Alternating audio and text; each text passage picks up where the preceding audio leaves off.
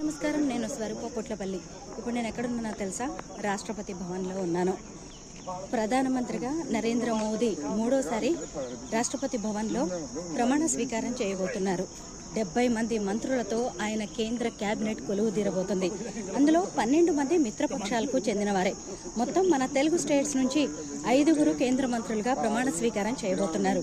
అందులో తెలంగాణ నుంచి 2 ఉన్నారు. అంటే కిషన్ రెడ్డి ఆల్రెడీ కేంద్ర మంత్రిగా ఉన్నారు. ఆయనతో పాటు ఇప్పుడు బండి సంజయ్ కూడా కేంద్ర మంత్రిగా ప్రమాణ స్వీకారం చేయబోతున్నారు.